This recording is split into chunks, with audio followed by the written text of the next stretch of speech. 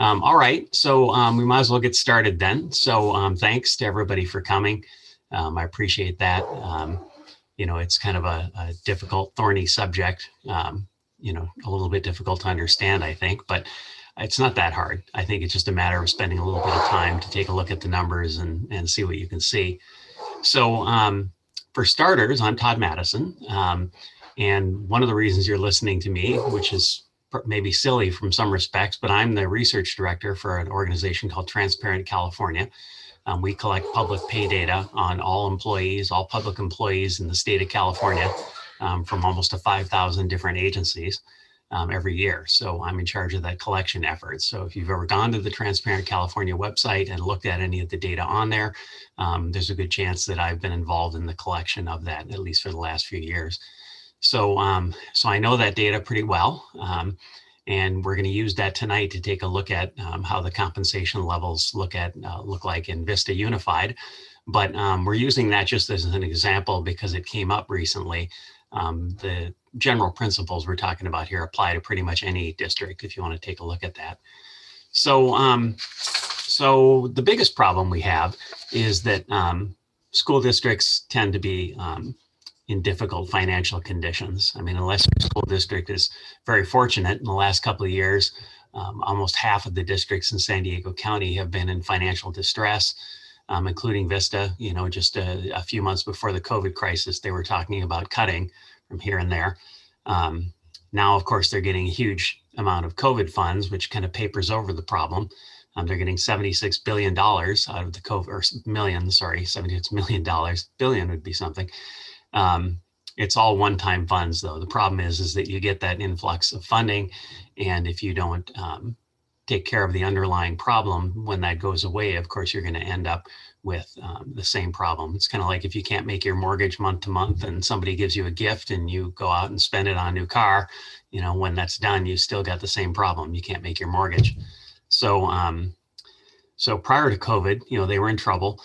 The second interim budget shows that they're still in trouble.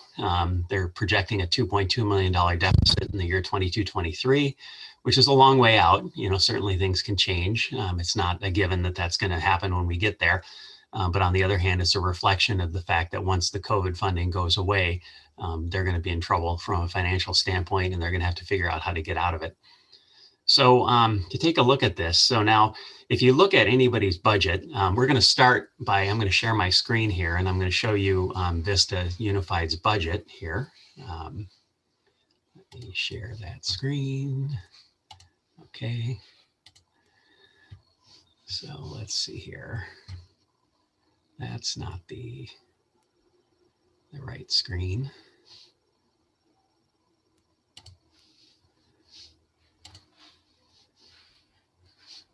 Let's see. Okay. Now, are you seeing is everybody seeing the Vista Unified financial report page? Is that what you're looking at? Just want to make sure. It should be, according to this. So, okay, I will assume that means yes.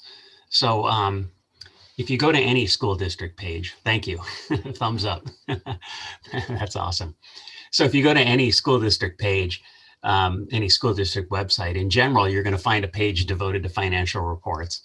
So this is what you look at. This is what Vistas look like. They all look different. Sometimes you got to dig for them. In some cases, they don't actually post them. In some cases, you have to make a public record request to get a copy of the budget, or sometimes you have to dig through board agendas from the past to find it. It's not always that easy. I think I had to look for one in San Diego Unified a while back, and for some reason they don't post theirs. So if you look at this, you've got all the different budget categories: adopted budget, first interim, second interim. Second interim is what we're looking at right now. So they do an adopted budget, which is that adoption process is happening right now. There's a meeting tomorrow night to start discussing that. They'll be working on adopting a budget for the 22-23 or 21-22 school year, which is the coming year. And that process generally involves two steps. First is you have a first reading, as they call it, a public hearing. And then second is they have the adoption of that. First reading tends to happen end of May, early June. Second reading and adoption tends to happen end of June. They're required to have a budget by the end of June, by July 1st. I'm not quite sure what happens if they don't, but they are required to have that. So you'll see that happen. And that's really the opportunity for parents to step in and say something. At this point, there is really nothing that is bigger in the lives of our kids and their education than how the money is spent. It's really a critical thing, as Mass has said. Joined us now. We'll wait, give him a second here to get in. There you are. Mass, are you there? Yeah. Hey, Todd. I'm not going to be using video, but thank you so much for having this. Oh, that's cool. No, nobody's using video. And now I know what it's like to be a school teacher. So, but anyway, so you'll all just have to look at me and the screens.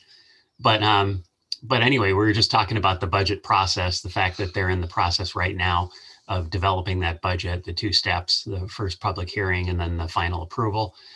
If you can see my screen, I was just showing where to go on the Vista Unified website to look at the budget documents. So that's where you go to do that. If you look at the second interim, if we take a look at the second interim, we can see it looks something like this. The critical page, there's a lot of stuff in there. But if there's one page that you want to pay attention to, it's this page right here. And that's the page, it's page 4 in the current interim, but it's of course can be it's usually at the beginning somewhere. Usually it's within the first 5 or 6 pages. But this is the summary. This is what they have is this shows you kind of the big picture. You can see your total revenue, $211 million. And then you can see your total expenses, which are $163 million. All of that is really good news for Vista because that gives you a surplus of $48 million. There's a lot of stuff underneath here that where they're going to put the funding. They're going to put it into their reserves probably. I haven't looked at this, but key, for what we're looking at is, as far as compensation goes, is the amount of their budget that goes into salaries and benefits. So those are going to be the certificated salaries, classified salaries, and employee benefits lines. So if you take all these 3 lines and you add them up, you get to 148 million. And 148 million is about 70% of their total revenue. Vista is actually, at least in this budget, somewhat unique because most school districts spend 80% or more of their revenue on salaries and benefits. As a matter of fact, my own district is up to about 88 or 89% right now. And they keep rising. Every single year it goes up 0.5% or 1%. They spend more and more of their revenue on salary and benefits. Vista at the point is 70%. Moss, do you know if that's normal for Vista since you've studied this? Is it normal for them to only spend 70% of their budget on? I can't tell you that, Todd. What I would say is I would actually be concerned about looking at any number that was created or modified past COVID because it's such an exceptional situation with the influx of money from both state and federal. Yeah, that's what we talked a little bit about that before you got here. The fact that there's $76 million coming in from COVID funding that is not ongoing. It's just a one-time expense or one-time revenue, which means once it goes away, the same budget problems they had before, they're going to have again, unless they do something to get it under control.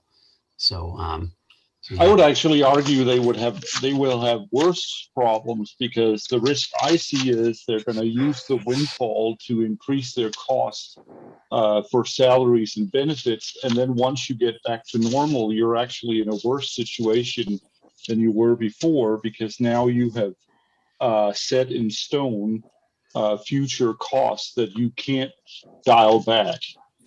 Sure. No, absolutely. I used to work with I was the director of a sales organization at one point. I wasn't a salesman, but I worked with a ton of salesmen.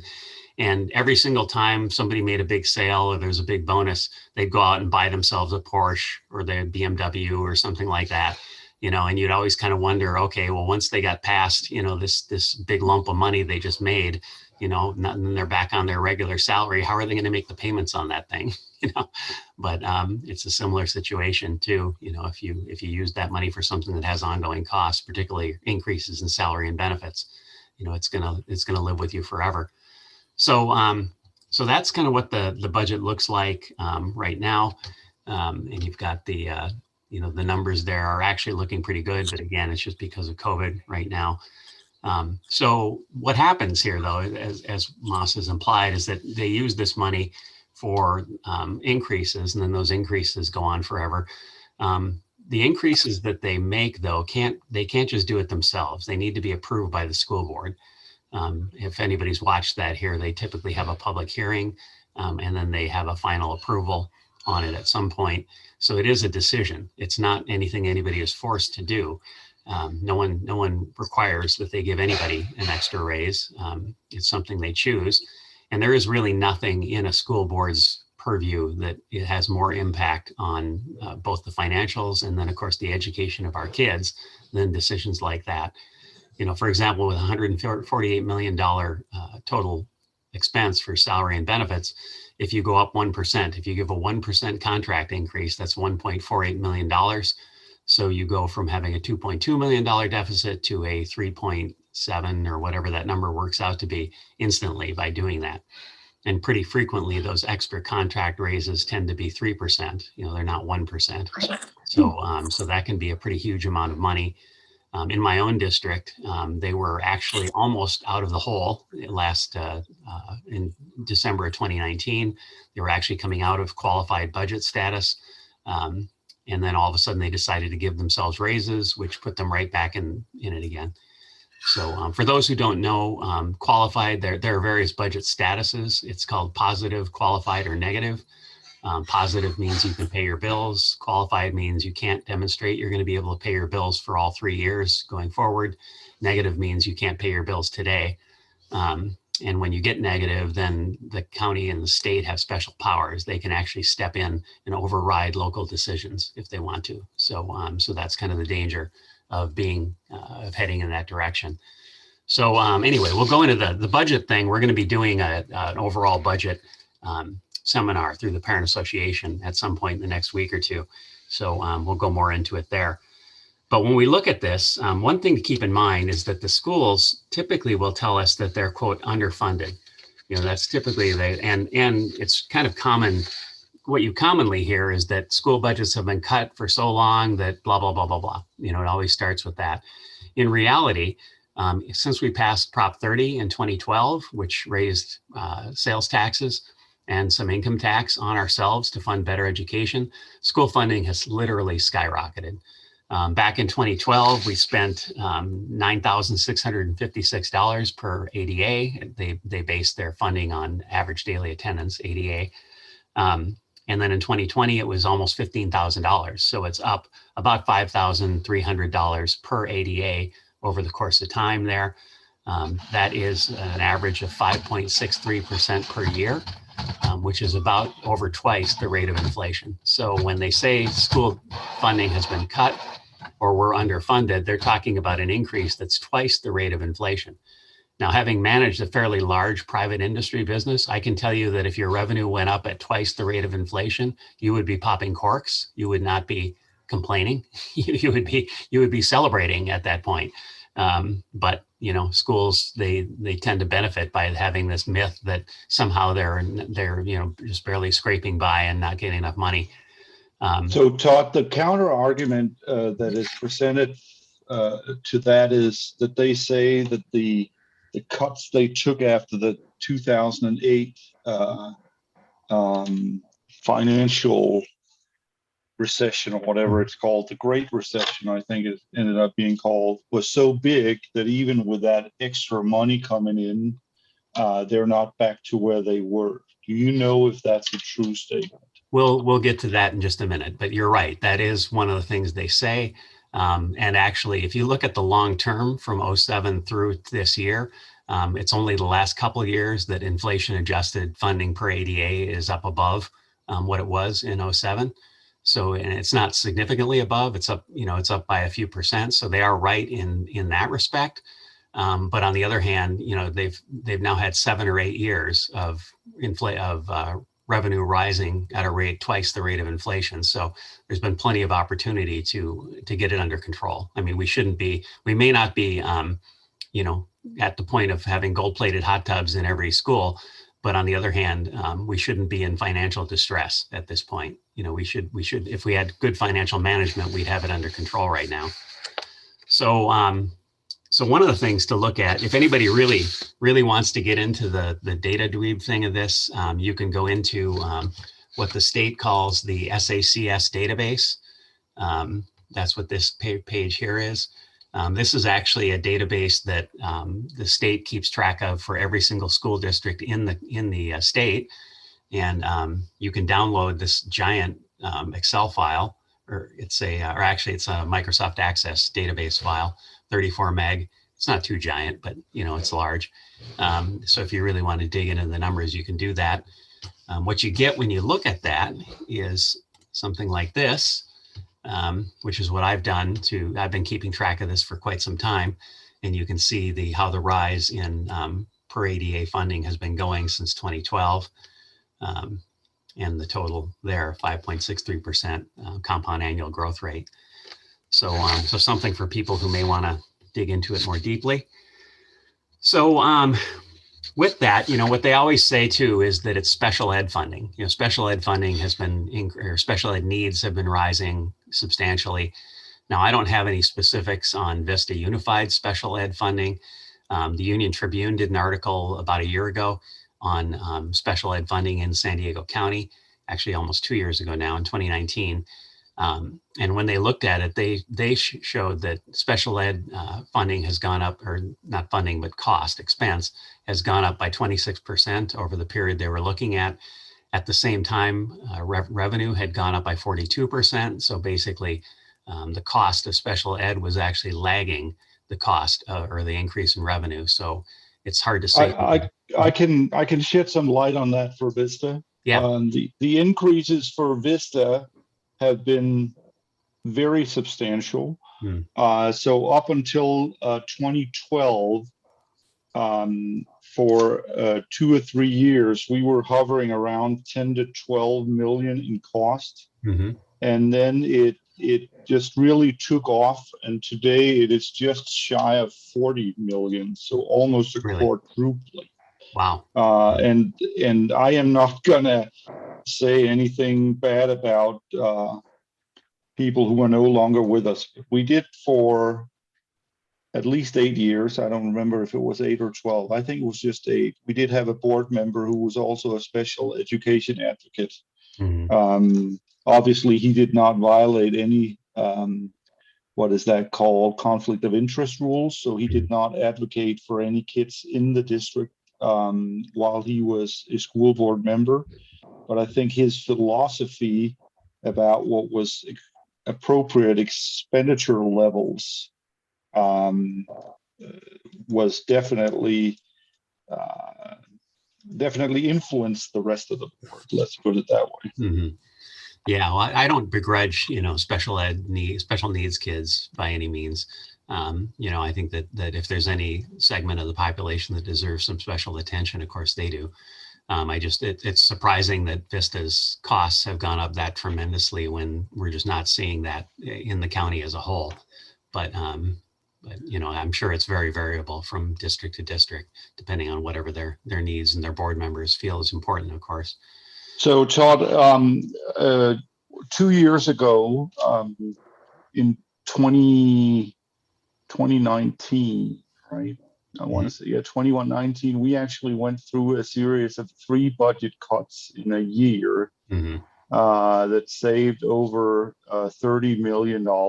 And when that whole process was kicked off, Dr. Doyle sent out a community update where he basically pointed to 3 drivers behind the financial difficulties of districts in general. And he mentioned special ed cost, he mentioned pension contribution cost, and he mentioned declining enrollment. Yeah. So yeah, special ed is a big one. Pension cost is a big one.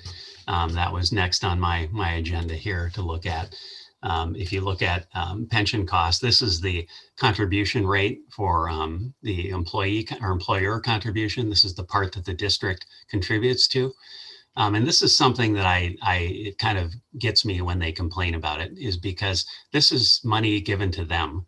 You know, this is not, I mean, when they say, gee, we've been imposed, we've got this burden imposed on us by CalSTRS that we now have to contribute. You know, we used to contribute 8.25% in 2013, and now we're contributing 18% of our employees' pay into pensions. And, you know, that's why we can't afford to fund special programs for kids, or, you know, lower class sizes, or buying discretionary supplies, or any of that stuff. That may be true, but on the other hand, it's what they're saying is they're giving money to themselves, and therefore they can't afford, you know, everything else. They may be forced to do that, perhaps. I mean, no, it's not discretionary. They have to do this. But for anybody out there who has a 401k plan, I mean, if you can imagine, if your employer contributed 16% of your salary to your 401k plan for your entire career, how much money you would have, it would be millions of dollars. And this is not the full contribution. This is actually, the state also contributes another 9.8% from the general fund. So when we talk about the funding per ADA, you know, earlier I said that the state was spending about $15,000 per ADA right now, state, federal, and everything else all in. That doesn't include the money that's coming out of the general fund into the pension plan. You know, they don't, when they say that California ranks, you know, 46th in education funding, or whatever the number is, 23rd, or, you know, pick your number today. They're not including the money that the general fund is putting into their pension plan. They're not including bond funds. You know, they don't include any of that stuff. So, so that is kind of an underreported number. But yeah, it's pension increases have been huge too. But one of the biggest increases, though, has been salaries. You know, if you look at the growth in salary, you know, for example, in the last since 2012. Again, I use 2012 as my benchmark because we raised taxes on ourselves to fund better education. You know, we said, okay, yes, 2007 and 08, the Great Recession was an awful thing. We need to recover. We're going to give the schools more money out of our pockets so that they can fund better education for our kids. That was, you know, we all kind of bit the bullet and did it at that point. So I use 2012 as my starting point, just because I want to see, okay, since we raised taxes and we chose to do this, what has happened since then? So since then, Bureau of Labor Statistics says the increase rate for the average San Diego County resident pay is 2.47% per year. During that same time, all San Diego County schools have been giving themselves raises at a rate of 4.7% per year. And Vista is almost 7% per year, over 7% per year, Vista Unified. So that's almost 3 times the rate of inflation. So, you know, again, for private employees, I don't know how many people out there get a 7% per year raise. I can tell you that in my career, it's been pretty rare. It's happened, but not with any regularity, certainly not for 7 years in a row. So that's a pretty good deal. We also need to keep in mind, too, that the raises that they get when they get a contract raise are not their only raise. You know, despite the fact that you will see many people at the podium when it's contract negotiation time talking about how disrespectful it is of the district not to approve, you know, whatever the latest raise for whatever employee group there is, because they, quote, haven't had a raise in, you know, usually they tell you how many days, 563 days or whatever it's been. In reality, they get a raise every year. You know, there is a step and column schedule, salary schedule. Some employees hit the top of it and don't get a raise. Some are exempt. But the vast majority of school district employees get a raise every year. It's part of their schedule. And that raise, typically, if you look at those schedules, they're actually public documents. If you look at them, you'll see that the average raise built into the schedule is about 3 to 3.5% per year. So, you know, that's not a king's ransom of any sort, but on the other hand, it is beating inflation. It's keeping them ahead of the game. And then they also, of course, get higher pay depending on how they move over in the columns. If they have additional training or whatever, they get more pay, which is not an option for private employees. Generally, I don't know of too many employers that give you a raise because you took a class of some sort. Most of them, you know, there are some that do that depending on the profession, but most of them don't. Most of them, you have to get a promotion, or you have to do something, talk your boss into it, whatever it is. So, so they do get the average raise. They get raises, and these are extra raises, these contract raises. So now a truly fiscally responsible district, if they were asked to give everybody an extra raise, and they were in financial distress, they would take a look at some things. They would look at, for example, are they losing employees? We hear about the need to give a raise because we need to attract and retain qualified employees. There's a lot of, what if our most senior teachers leave, so on and so forth. But I can tell you, I've made public record requests to a number of districts, and no one keeps track of turnover. You can't get any data. I've tracked it for my own district, and their turnover rate for certificated employees is about 2% per year, voluntary termination. Industry average, if you look at some of the industry numbers, is about 16%. So, when they come and say we have a problem keeping good employees, they don't have a problem keeping good employees. It's just something that they say to justify this. And it kind of makes sense, because it's really difficult for certificated employees to leave. There are a lot of things built into it with the pension plan and the way that the systems work. When they move to a different district, they can't carry over their seniority. They start at a lower rate. There's just a lot of reasons why it would not make sense for a teacher to leave. So the idea that we need to give people a raise, otherwise they're all going to leave, is ridiculous. It's just not true. And if you ask them for exit interview data, if you say, okay, I've done this with Oceanside as well, can you show me that people are actually leaving the district for higher pay in other areas, private industry or other schools or whatever? They don't have it. They can't produce anything that says, we have a problem and we have people leaving, so that's why we need a raise. Although they'll say that in the course of the negotiations, you'll hear it pretty often. The other thing that they always talk about is the need to attract teachers. They need to pay higher because they want to attract good teachers. In Oceanside, they have a thing called the Personnel Commission that does a report every year that talks about how many qualified applicants they get for every open job. So much as you hear about the teacher shortage in the media, if you look at that report in Oceanside, they rank them by qualified applicants. They don't tell you how many in total they got. So they may have gotten 1,000 resumes, for example, but out of that, how many actually had the right qualifications to get to the step of being interviewed? And for Oceanside, it averages 7 qualified applicants per job opening. Now, having hired myself several hundred people in my career, I can tell you that if I got 7 qualified people for every job opening I had, again, I'd be popping corks. I mean, if I had to pick from 7 qualified people, typically when you're interviewing in private industry, if you get 3 people, you feel great. You think you've got an awesome choice there. So again, this whole idea that they need to increase pay to attract and retain people is really just a canard that they use to justify the increases. Plus the fact that they typically don't actually increase the lowest pay levels. I mean, they increase them by the contract raise, but they don't actually put money into that, so that if their idea is that they need to raise starting pay to attract people, they don't do that. If you look at every step and column, the distribution of increases throughout the step and column is pretty even throughout the raise schedule until you get to the end. The very last step typically tends to be about twice the normal rate. So if it's 3% over the course of it, it becomes 6%. And of course, that 6% is for people who are at the high end. So they're making a lot of money. So in terms of actual gross dollars, it's a big number. In my district, I calculated that if you took that last raise and you just reduced it down to the normal 3% that they get throughout the rest of it, they could actually add $3,000 to $5,000 a year to the starting rate. So if they really wanted to attract new teachers, what I've recommended is that they just give step 22, in Oceanside's case, the last step, the same raise they've been getting, same raise rate they've been getting for everything else, and then use that extra money to increase starting pay, which is what they always say they want. Yeah, Mass? So what is also a little bit diabolic about that approach is that what they're doing through that is they're locking in higher pension benefits for those people. Yeah. So it increases the ultimate pension cost as well.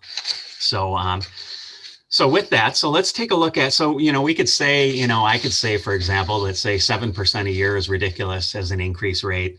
But then on the other hand, if they're not, making any good money, then maybe it's justified. I mean, as Moss says, maybe they're behind and, they aren't making enough money. And even if they aren't losing people as a result of it, maybe they should make more.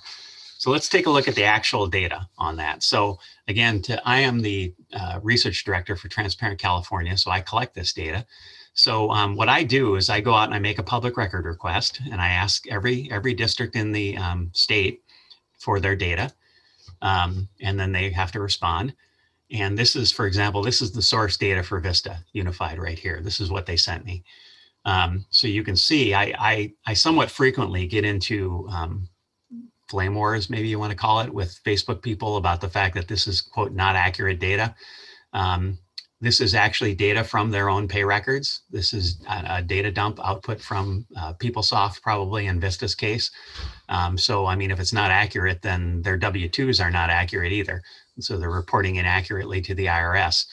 So I seriously doubt that it's really inaccurate. And I can tell you that I've had, in probably 6 or 7 years, I have had so many people tell me, that's not what I make. Teachers say, that's not what I make. And when I say, send me a copy of your W-2, blank out all the personal stuff, just don't give me your social security number, but blank it out, and I will take that to Vista Unified, and I will say, you lied to us. We gave you a legal public record request, and you gave us bad information. And we'll take that to court. We actually sue agencies multiple times a year for issues regarding public record requests. And I would be happy to do that, but no one has ever done that. No one who claims that the data is inaccurate has ever produced any kind of evidence that it is inaccurate. So that doesn't mean to me that it is accurate for sure, but on the other hand, it seems to indicate a pretty good chance. So this is what it looks like on our website. If you go look up Vista Unified on Transparent California, you see this. So you can see that this is 2019, by the way.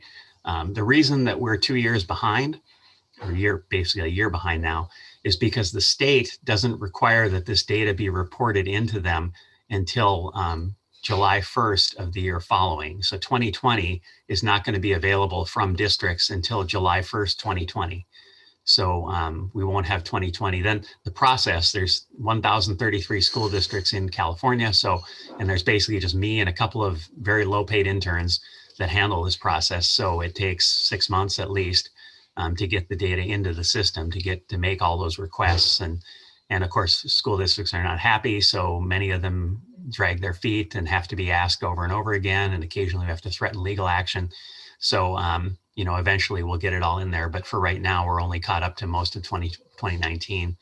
So if we look at 2019, you can see that Linda Kimball, your superintendent, made total pay and benefits of $571,981. That includes this other pay here, which is probably a vacation payout of some sort, because I think that was her last year as superintendent. And so more than likely she got paid out for a lot of vacation that was accrued. It's a common thing in education. They let them accrue vacation forever. Can I just comment on Linda Kimball? She's a special case. Sure, yeah.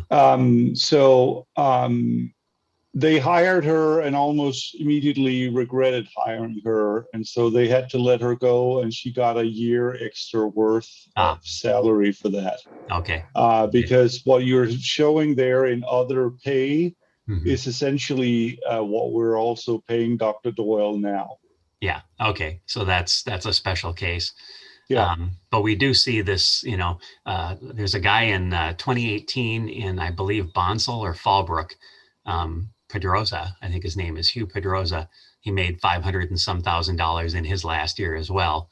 And I believe it was a vacation payout that he got, but it could be something else. But it's not, and I'll tell you, superintendents in the grand scheme of things in the state of California, superintendents are actually probably underpaid. If you look at city managers, fire chiefs, police officers, if you go through here, the number of people in the state of California who have $400,000 or $500,000, $600,000 paydays every year is pretty enormous. I think there's 100,000 people who make over $100,000 a year in California on the state. So So anyway, you can take a look at the data, you can sort it, if you want to sort it, you can sort it by name, you can sort it by job title, sort it by pay. It comes up sorted by total pay and benefits. One of the interesting things is that you can view the average salary by job title. So I guess you can see a commercial as well. Okay, this must be new. I didn't know we were doing this. Sorry about that. Okay, enough. Where's the X?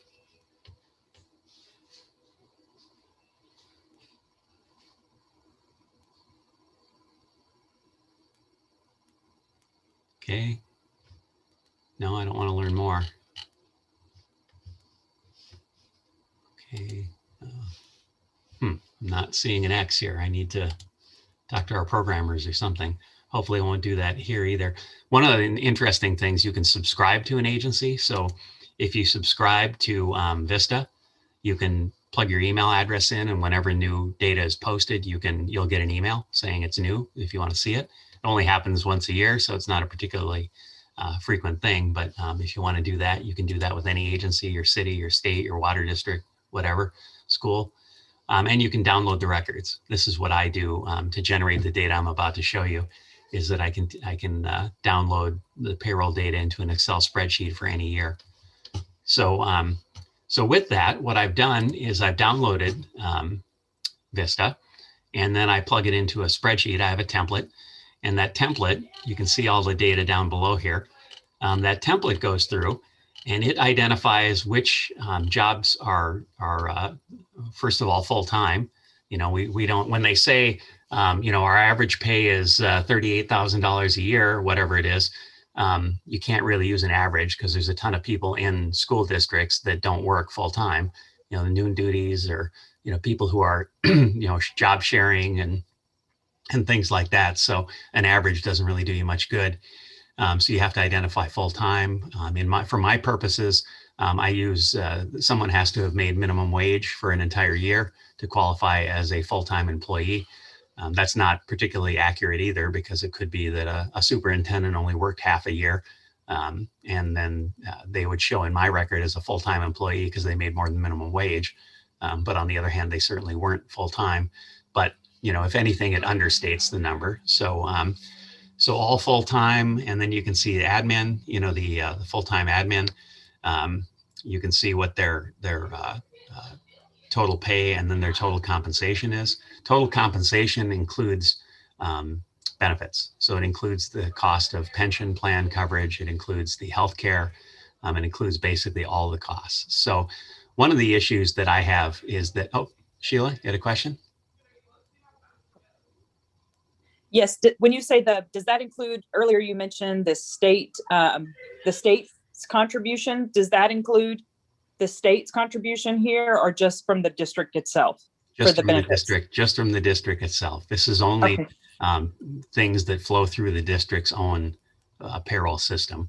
And that state contribution goes straight from the state to CalPERS, or CalSTRS. So yeah, it actually, this is underreporting. So now I get people who, like in this case, the admin full-time, $153,898 is the median. So I like to use median rather than average, because again, average can kind of distort things. If you suppose you had 10 employees, one was making 500,000 and the rest of them were making 50 grand. If you average that out, you get an average pay of 95,000. So you might go, well, 95,000, that's a pretty decent paycheck. On the other hand, the median is 50,000. And I think if you had 10 employees, 9 of them were making 50,000. I think if you said, our normal employee makes $50,000 a year, you'd be a lot closer to reality than if you said 95,000. So, that's just an example of what the difference in median and average is. Median means most. It's the halfway point of what they make. So I use medians. I also use medians because the U.S. Census Bureau reports median when they do statistics on pay. So that way I can compare apples to apples. So median for full-time administrators, 153,898. And of course, you're going to get people who say, well, that's not what my paycheck says, which it isn't. On the other hand, the fact that they're giving you 16% or 18% towards your retirement is certainly compensation. I mean, many of us out here would be very happy to have that in our retirement plan so that we could then take more money out of our check and go spend it on a new car, which is what we would do, or, vacation, or, education for the kids, or whatever you're going to spend your money on. So you can't say that just because the money you're getting is you're not going to see it until you hit 60 or 55 or whenever you retire, means it doesn't count, because it certainly does count. Ditto for healthcare insurance. In most districts, I don't know about Vista, but in most school districts, the healthcare insurance plan is pretty gold-plated. I mean, it's the best that you can get, which is great. Fine with that. But on the other hand, very rarely do district employees pay anything significant towards that. Sometimes it's free. Sometimes they have kind of a token payment they have to make. But they never get anywhere close to the $500 a month that's average healthcare premium for everyone else out there. So, that is certainly compensation as well, because if their district were not paying that for them and they wanted that kind of healthcare plan, they would have to pull it out of their pocket and pay for it. So with that, we can see the teacher in certificated employee, I should say, not just necessarily teacher, but everyone covered under the certificated contract. The total pay median is $107,949. Total comp is $117,579. So those are pretty significant numbers. I think that it's hard to make a case that that's, quote, underpaid. I don't think anybody's in danger of having to eat cat food at $107,000 a year. And particularly too, when you consider that something like 60% of our population is in dual income families. And I haven't been able to find this, but I suspect that in schools and teachers, that percentage is probably higher, because teaching tends to be a female dominated industry. And I think guys tend to work, more than women do, because the women will stay home and do what they need to do to take care of kids and things like that in the general population. But I don't know that for a fact. I've never seen the actual data on the split of two income families in teaching versus elsewhere. It's just speculation. So with that, so then we look at, okay, now how does that relate to everything else? So you got to say, okay, well, 107,000, we live in Southern California, it's expensive. Is that a reasonable rate of pay? One of the things we've already discussed is, are people leaving? If no one is leaving Vista because they feel underpaid, then obviously 107,000 is a reasonable rate of pay. And if you get a lot of people who want to apply for a job when there's an opening, then the starting pay must be pretty good too, or at least for that. So that by that standard, it's probably a good rate of pay. But what I like to look at is what would people make with comparable educational attainment in the county as a whole. So this is something, if anybody's ever seen any of the studies out there, they often say teachers are underpaid because with comparable educational attainment, they would make X, Y, Z elsewhere in industry, so they're underpaid. And that is actually probably true for a large part of the US. If you look at these numbers, the Educational Policy Institute, Economic Policy Institute, EPI, does studies like this, but they cover the entire US. So they're also including teachers in Missouri and Kansas and Arkansas and places like that. But it's not true in California. If you look at the US Census Bureau data, which is right here, you can go online and do this, and you can see that I guess you can't really, I don't know how I get rid of this bottom thing here. I don't know if you can see it, but down at the very bottom, which I can't scroll down to, it gives you the median pay for people with bachelor's degrees and then professional higher degrees in San Diego County. And if you take a look at that and you look at the educational attainment of Vista, which is this is the California Department of Education's numbers on educational attainment for Vista teachers. And you look and you say, okay, well, 7 have doctorates, 540 have master's degrees, plus 34 have just master's degrees, blah, blah, blah, 88 baccalaureates. And when they say baccalaureate plus 30, it basically means they have a BS plus the additional certification requirements to be a teacher. So they're a little bit more than a BS degree, but it's usually, I think it's another year of training. So it's significant, but it's not, an exceptionally high level of degree. But in any event, so if you adjust the Census Bureau numbers, you come out with a total of equivalent of about $77,000 a year. So if a teacher quit the Vista Unified District and took their education somewhere else, they would make on median about $77,000 a year. So they're making 107, which means that they're, in general, a Vista Unified teacher is making about $30,000 a year more than they would make with equivalent education if they were working elsewhere in the county, in that same, well, you can't really say in that same job because there are no other teachers, but in some other job that used that education accordingly. So, so now that doesn't include the benefit advantage either. You know, the fact that they're getting 18% contributed to their retirement account, and the fact that they're getting health and welfare coverage for essentially free or low cost. If you add all that together, that, by my calculations, that adds up to about another $16,000 a year that they're getting in additional benefits. So basically a median teacher in Vista Unified is making about $46,000 a year more than they would make if they went out in the world in San Diego County and found a job with that same education. So, so that's, you know, basically what we're looking at here. So when they come, so it's of course no wonder that they don't leave for, you know, low pay, because no one would. That'd be silly. And also, it's just a matter of, now, is that too much? Is that too little? Is that just right? It's not really my job to determine that. I think it's up to the parents of Vista Unified. You know, they need to, when the labor groups come to them and say, we need a new raise, you know, we're underpaid, we haven't had a raise in 563 days, we need more money. Everybody has to kind of realize that that money comes from somewhere. It doesn't just appear. And the fact that they want to use it for raises means that they're going to take it from somewhere else. You know, they're going to lay off people. They're going to cut programs and services for our kids. You know, they're going to, you know, cut this and that and the other thing, defer maintenance, you know, leave the bathrooms dirty. I don't know. You know, the money has to come from somewhere. So really the decision is not, you know, do we love our teachers and would we like to pay them $1 bazillion a year? Because I think everybody loves their teacher. But the question is it worth, do we need to do that as opposed to using that money for other things?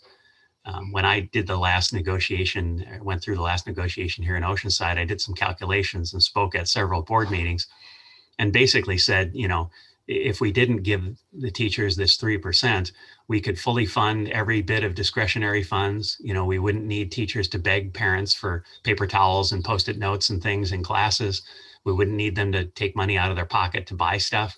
And that entire cost was about 5% of that raise. So they could have taken 5% of that raise and put it into discretionary classroom funds. And we would never again have heard from teachers complaining about the fact that they don't get any money for supplies in their classroom.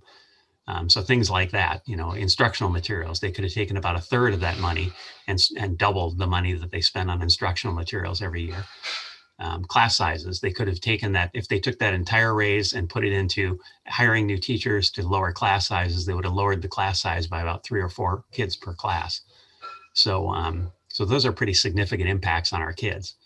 So, so that's, you know, what they're really talking about when it comes to making that decision. So with that, you know, if people think that they need to make that decision one way, that's great. It's, you know, it's your job as a parent to do that. What I like to look at is the California School Dashboard. If we look at the school dashboard, you can see, you know, how your school is progressing, you know, whether they're improving or not in various areas. And one of the things that I always ask, at least in my district, improvement has been particularly flat. They haven't gone up, they haven't gone down.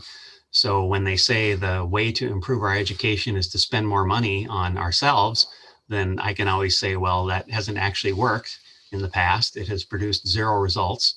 So how can we say that is the path forward right now? So, so everybody should probably look up their dashboard and just see what you think about the progress in your district. So, so with that, how can you affect this? I mean, you can speak at board meetings. You can participate in the LCAP process. If anybody doesn't know what the LCAP process is, that's the state mandated process to give parents input on how their money is spent. So you can do that. You can, you know, of course, email your board members and so on and so forth. But essentially what it boils down to is really making your voice heard, you know, as we've seen in so many cases.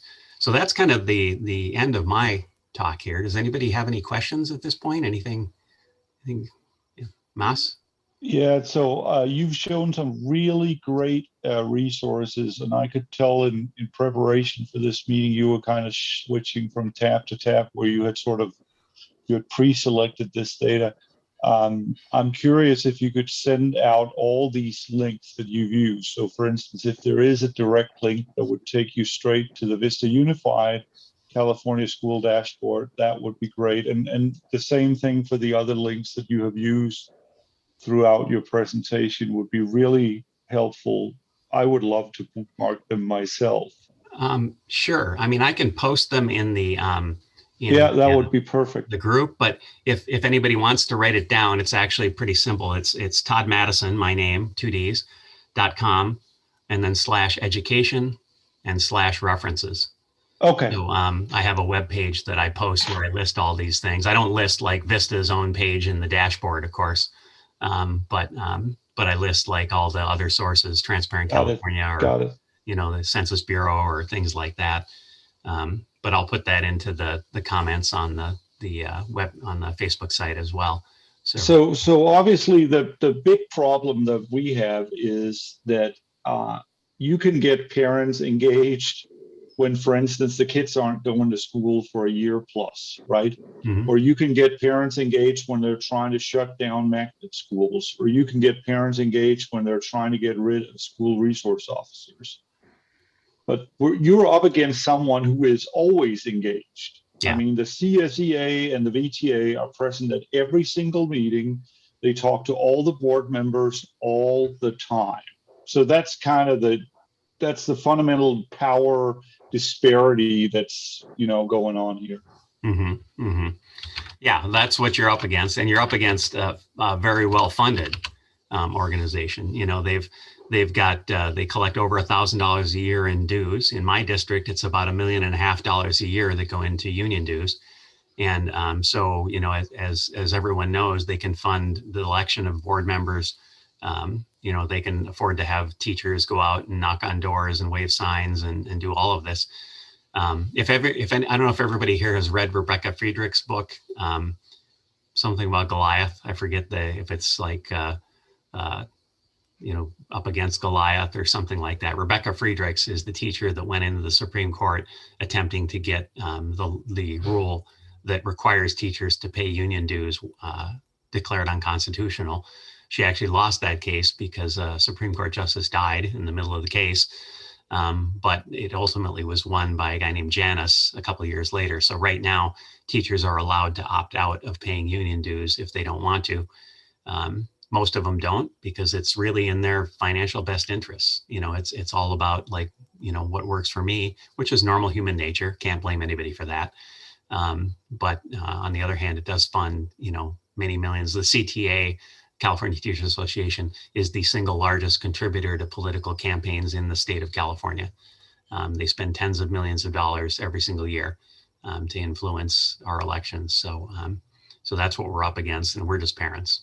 So one of the things I'd like to put in a pitch here, if everybody is not a member of the Parent Association, that's a group that I helped found. And really where we're headed, right now, it's all about reopening. The Parent Association was the one of the spearheads of that lawsuit that we won in the state, in the San Diego County, where we had the regulations declared arbitrary by a judge to keep the schools closed. That's when all the schools started opening. So that was a big issue for us. But going forward, and the whole idea behind the Parent Association to begin with was actually to get people in place in school boards. We will be out there this year and next looking for qualified candidates and then doing what we can to support them. So, if you feel that you know someone, I don't know what seats are up in Vista Unified, but certainly if we have qualified candidates that are on parents' side, the Parent Association will be willing to do whatever we can to support that. I can tell you we have 2 seats up in 2022. We have Debbie Norton, who's a former teacher in Vista Unified and who is the best friend parents could possibly have. Mm-hmm. So we want to support her with everything we've got. Yeah. And then Martha Alvarado is up for re-election, and she doesn't fall in the same category. In fact, there is an ongoing recall effort against her, but yeah. I don't know what the status is of that. Yeah, yeah. Yeah, well, we'll see. There are districts today that have actually managed to elect parent-friendly majorities on their boards. San Diego, has that going right now, and of course they're totally under fire. They've just had the union there just initiated a special election. It's going to cost them $500,000 to do a special election to replace a board member that was appointed by the board after another one quit. Simply for another year and a half or something like that, rather than just keep the guy that they appointed. And now they're actually trying to recall a board member that was just elected in November because he's not, union friendly enough. So that's what you get, when you go up against that. But there are a couple other districts in San Diego County that I think are actually majority parent friendly board members, but it's pretty rare. It's not a very frequent thing. So anything any of us can do to support that kind of activism is really a good thing overall. Any other questions, anybody? Does it all make sense? You're all like super geniuses with Excel and, it's no questions. So if you know anybody, if you need if anybody is going to go up against their school board and make a presentation of any sort and you'd like any support with data, I'd be happy to do it. If you need some number or something, just let me know, because I would be most happy. I actually speak at various board meetings around the county now that they're all on Zoom. It's great because there's nothing to prevent me from speaking at a Chula Vista meeting. And I frequently, as the founder of San Diego Schools, I frequently go out and email board members with some details on how their own compensation is going. Hopefully they'll pay attention to that. So I'm happy to help any way I can. So Todd, that's actually an interesting point, because normally, we're restricted to the public comments section or making public comments to any agenda items, which is typically 3 minutes. But as soon as they have a lot of speakers, they reduce that to 2 or 1. When it gets down to 1, it's really a joke. Yeah. Are you saying that you've actually successfully been put on agendas as an item, meaning that you were not under those strict time limits? Oh, no. I have not been successful. I've tried that in my own district. The board can put things on the agenda if they want to.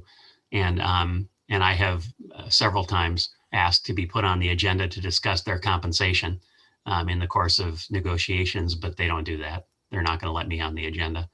That's why I ran for board. I ran for board last fall, even though I knew I was going to be in a minority on the board, but I figured at least I'd get my time up there, but no such luck.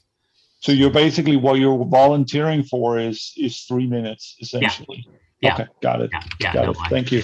Yep. Todd, I know the agenda was posted and Mads posted it in the group tonight. Our group, our Students First. There's a workshop tomorrow night, and there is a slide deck in it. Mm-hmm.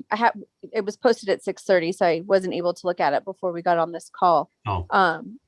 But if you have the time to maybe briefly look at it, and then you can either send me a text or an email with any questions you may have, or good questions you think might be needed to ask tomorrow night, or if you would like to speak, just let me know.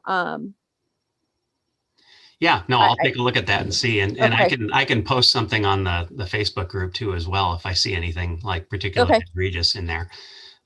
It's hard to tell. Sometimes the slide decks, the discussion that they have is sometimes more valuable than the actual numbers, because often they'll say, well, our revenue is going to be, the slide deck will show like a decrease in revenue, and then they might show 1 or 2 bullets of why enrollment is down or whatever. But then they'll talk about how they came up with that projection, and so right. So it's hard to sometimes comment just based on it, but I'll take a look at it and okay, cool. Thank you. See. Absolutely. Thanks for letting me know. Yeah. And Vista is a particular problem because they are the only large school district in the San Diego County that does not have a proactive method of notifying people when they're having board meetings. Right. Like it should have gone out in the community update that was sent tonight that there's a budget workshop tomorrow night. Yeah, well, I subscribe because I have media credentials. I subscribe to every district in the county. So I get emails from every district 3 days in advance that they're going to have a board meeting and a link to the agenda. But Vista is the only district that doesn't do that. They expect you to That's figure it out. interesting. That's good. I mean, I would have never known, but that's something that they should fix. Yeah, no, the only other districts in the county that do that are like Warner Unified and Ramona Unified, and They're the small ones. yeah. There is no Okay. large district that doesn't. I mean, I can't believe it. I mean, if I had legal resources, I'll tell you, because I guarantee that they send out some kind of an announcement. You know, they do not somehow, phone call every board member and send them the agenda. They must send out a proactive notification. But, they don't, they say they don't. So. Yeah, I'll ask, because I'm on talking terms with more than with most of the board members at this point. I'll ask them what their vision is and with what's behind that, if I can get them to talk to me about that. Yeah. It's a hard one to push because it's mostly for media. Most of the things I piggyback on are they're sending it to the Union Tribune for, their community news and things like that. And I get in on that. It's not, if all they're doing is sending it out to their board members, then, that's not the same thing. You can't really hook onto that. Well, and it's you have to go here, to go here, to go here to even find the agenda. So it's not very accessible for all families. Yeah, when you let me know they had a meeting, I looked and there wasn't even an agenda there yet. So 6:30, they posted it at 6:30 tonight. Yep. Yeah. Okay. So, okay. All right. Yeah. Great. Thank you for your time. I greatly appreciate it. It gives me a newfound interest to start digging into. Yeah, So. it's how they spend their money. It's the most significant thing there is. So, we got to keep an eye on that. But yeah. Yep. Thank you so much. All right. Thank you so much, Todd. Thank you, everybody. So appreciate it. Bye-bye. Bye-bye.